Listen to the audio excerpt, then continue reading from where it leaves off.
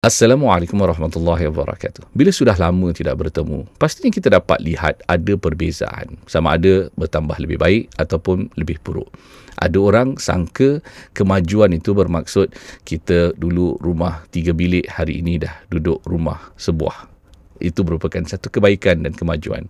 Ada orang berpendapat mungkin hari ini dia lebih faham agama berbanding dahulu. Dulu dia mungkin tak boleh baca Al-Quran. Hari ini dia bukan saja boleh baca, dia mengajar dan dihafal, dah jadi imam masjid sebagai contoh.